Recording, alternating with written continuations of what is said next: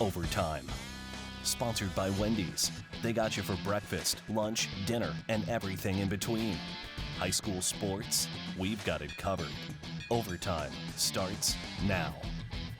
Hello and welcome to Overtime, our weekly look at high school sports in the state line. I'm Scott Leber. And I'm David Greenberg. This week we'll wrap up the fall sports season with a look back at some great cross-country efforts, and you'll meet one of the more amazing athletes in the state line, East High School's Ben Bathje. In our Glory Days segment, we rewind to Boylan's back-to-back state championship teams in 2010 and 2011, and we'll reveal the conference champions in our Battle of the Stadiums contest.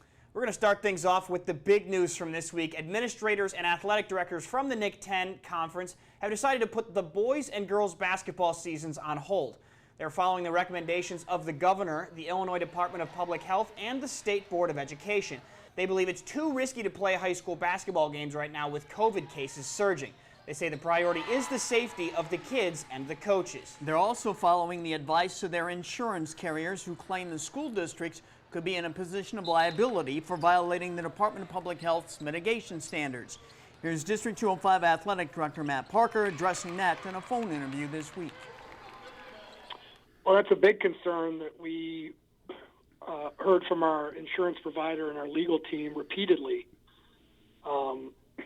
that was a possibility, that insurance would not be provided, liability would not be provided if schools were to move forward with basketball or any sport that is on the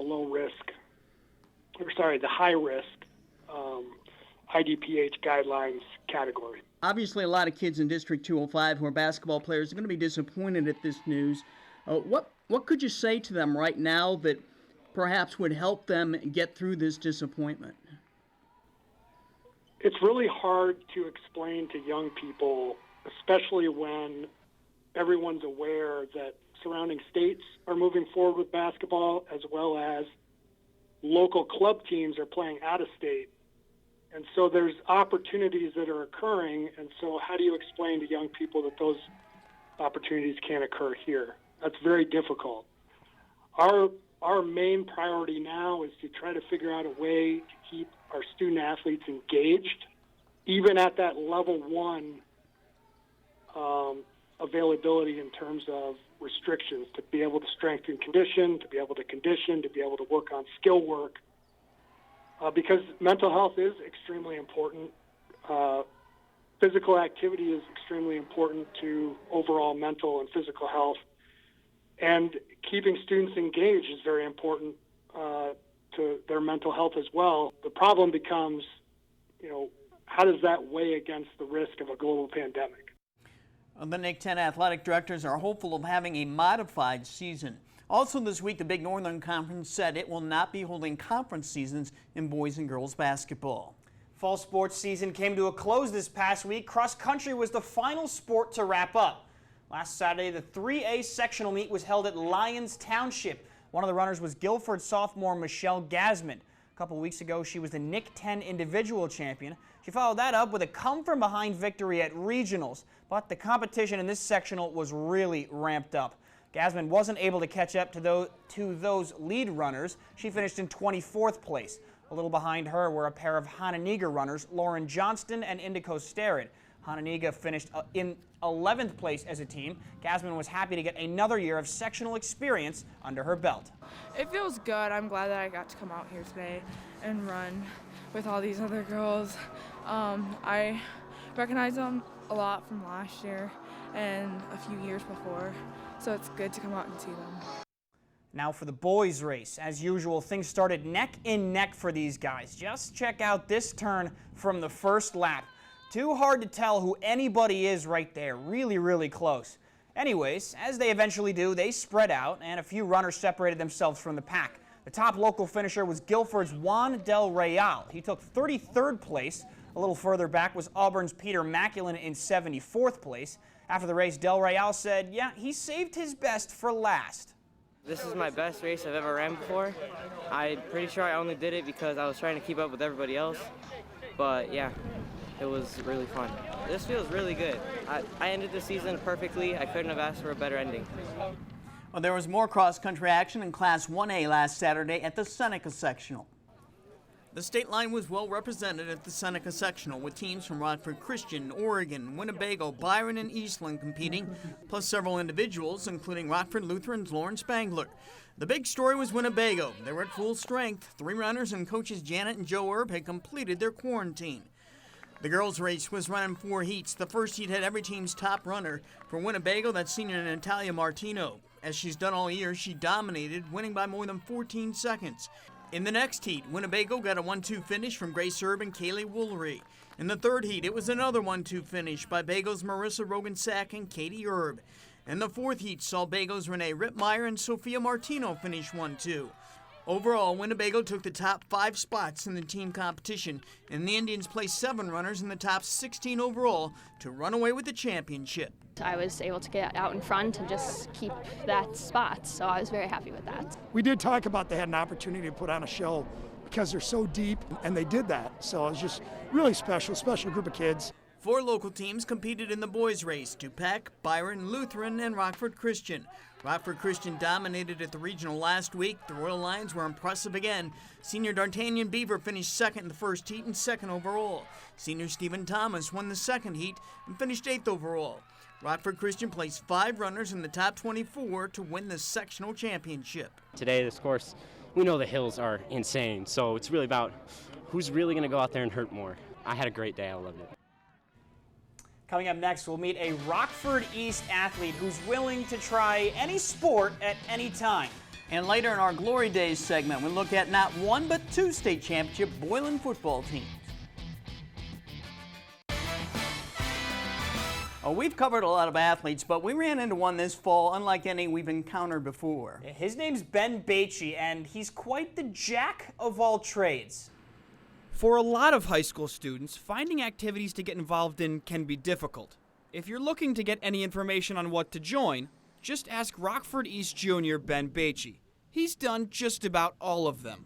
I think you can't settle for one particular thing. I think you just need to open yourself to new experiences and trying different things and having fun with it. Here's a list of all the activities he does: golf, swimming, cross country, track and field, and bass fishing. My bass fishing pole. And because of the pandemic rescheduling certain sports, he's adding football to that list. Bring it on down!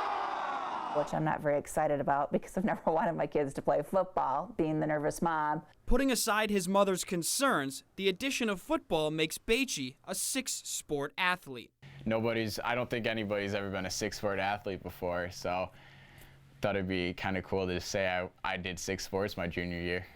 We've always wanted them all to be involved in everything, and just to be able to get as much out of school or different activities, and he's always enjoyed it. As you can probably imagine, he's pretty outgoing. I was a very energetic kid. He's the youngest of 3 boys. He's always wanted to be older than what he is. I'm a bit of an extrovert.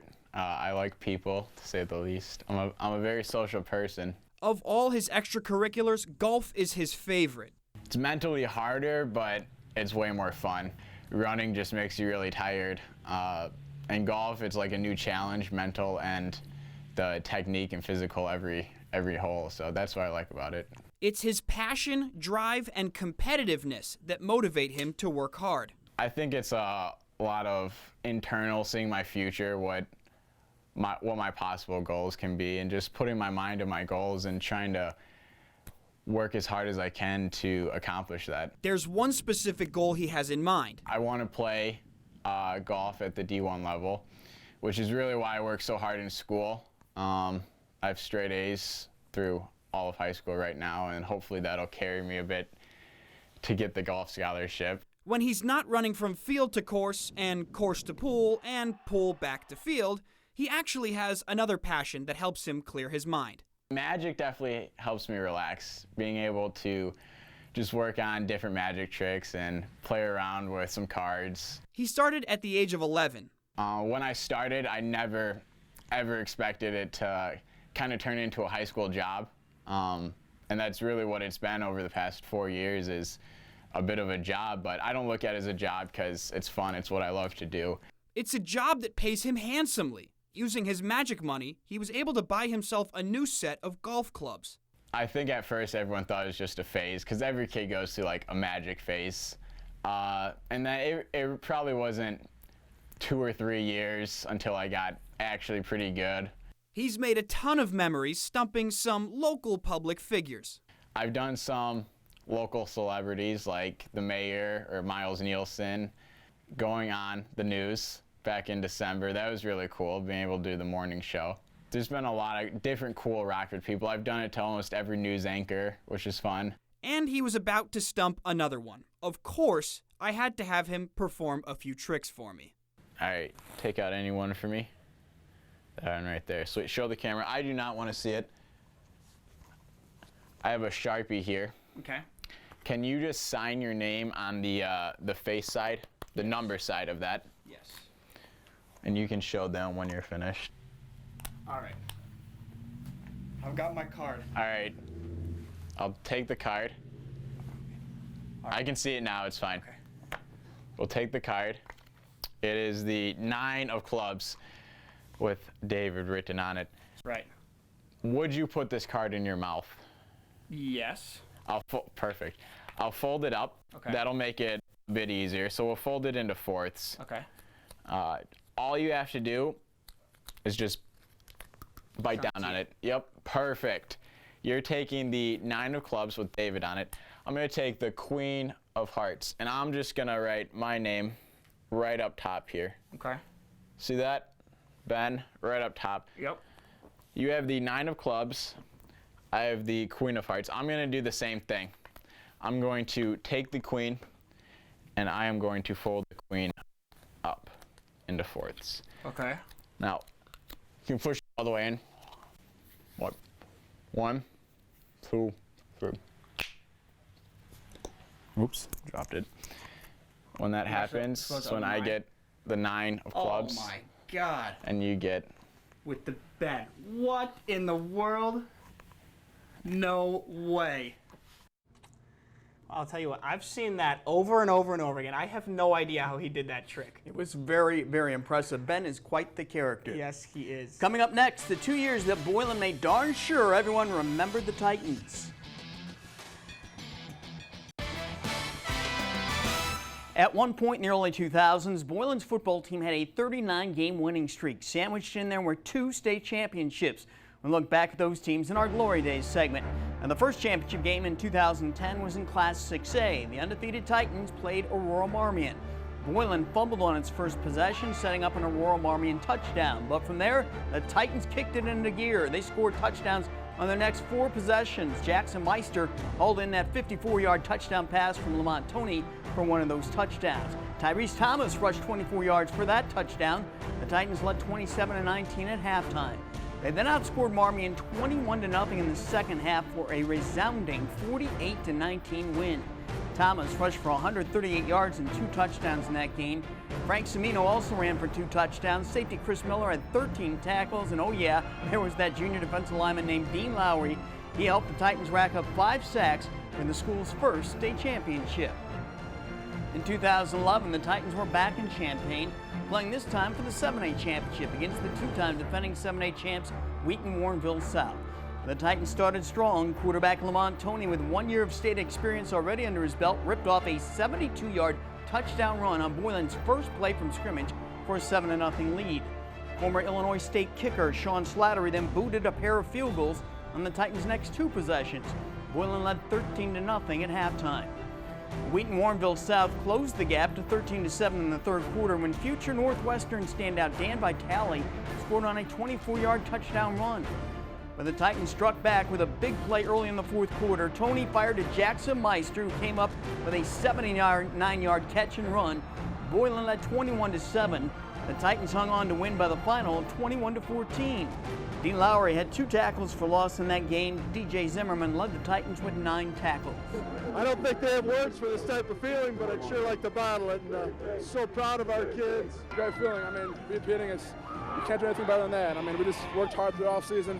Knew we had to build our own legacy, and we came up hard. Joining me now is the head coach of those 2 Boylan teams, Dan Opino. And Dan, those teams have seemed to have all the components. They have playmakers on offense, on defense, and then a great kicker in Sean Slattery. I can't find anything that was lacking. What was the weakness? it's interesting. I think you're looking at the outcome and seeing how well things worked out for us. But after we got knocked out of the first round of the playoffs in 2009, we really kind of put that unhappiness that we as a staff had into our kids, and kind of challenged them with that all off season. I remember at the end of our summer conditioning program, one of the college kids that we hired to come back and work with us said, "Coach, how are you going to keep the program from declining? Because this group here isn't going to do better than 6-3 or 7-2."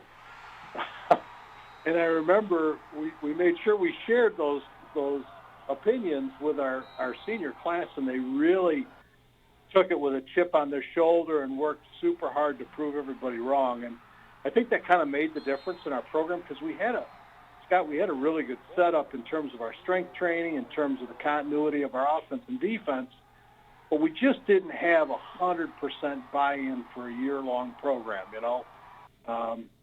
We were probably at about 55-60% of the kids who were just all in.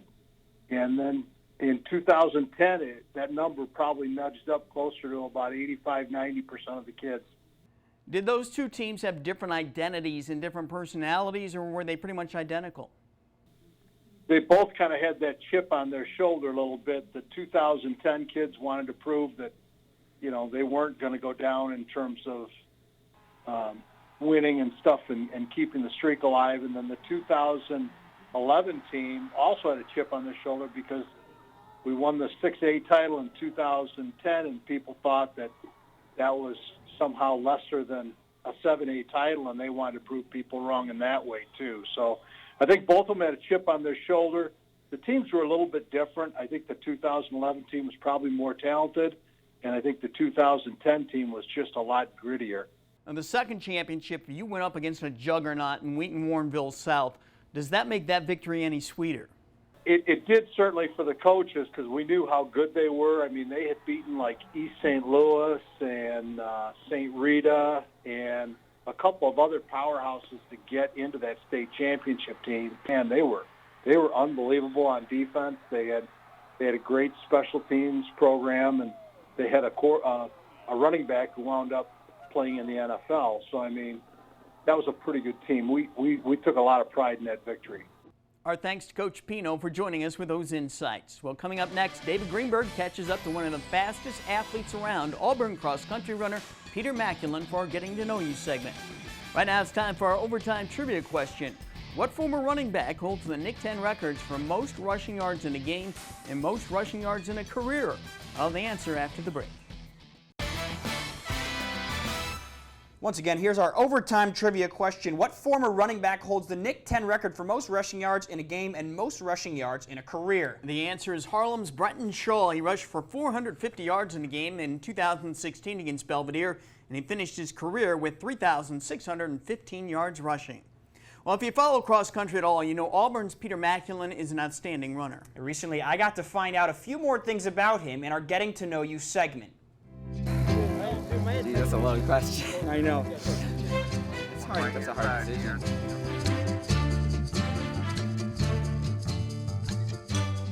Oh, yeah, I would love to run a marathon. Definitely, because usually in high school, it's hard to run marathons. Your body doesn't take it, especially with all the running from normal seasons. So I definitely like to run a marathon in college. And honestly, I hope that I can keep running through my entire life. Injuries or other acts of God notwithstanding, yeah, I'd love to be in like 80 and still running miles. Oh, when I was a kid, I was a fiend for Jurassic Park. I watched that movie over and over. All right. When I was a kid, I loved dinosaurs, and so to watch doesn't really matter. I enjoyed watching them, even if they were tearing people apart. It's great. What's your favorite dinosaur? Well, I gotta say, the Velociraptors are pretty cool. Yeah. Although they aren't really as big in the Jurassic Park movies. Right. But they're still pretty sick. They're pretty cool, right? Yeah. What if you were to compare the old Jurassic Park to the new Jurassic Park? Have you seen the new one? Have you seen both? Yeah, I've seen the Jurassic World. Haven't seen the Fallen Kingdom yet. Okay. But obviously nothing beats the classics. But the new ones aren't terrible. Right.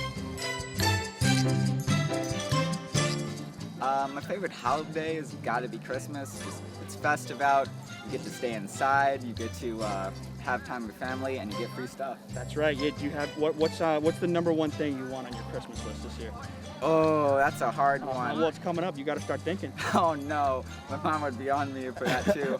I don't know. Maybe Fallen Kingdom. Yeah. All right. There you go. Well, you're welcome, Mom. We got him thinking ahead of time. For 12 weeks now, we've been on a quest to find out your favorite high school football stadiums in the state line. This past week, votes were cast for the conference champions. And the conference championship in the Nick 10 goes to Guilford Swanson Stadium. It received 55% of the votes to beat out Belvedere North's Milt Brown Stadium. Genoa Kingston won the big Northern Conference Championship over Stillman Valley with 57% of the vote. The NUIC champion is Pecatonica Stadium. It got 59% of the vote to defeat Dakota. And our area champion is Rochelle, just edging out Rockford Christian 51% to 49%. Congratulations to all of our champions. We'll be right back. Well, this has been our final overtime show for this fall. We hope to be back in January or next spring, but we'll have to wait and see how this pandemic plays out and what sports are up and running. Anyway, thanks for joining us. We hope you've enjoyed these past 12 weeks. Enjoy your weekend. Overtime. Sponsored by Wendy's. They got you for breakfast, lunch, dinner, and everything in between.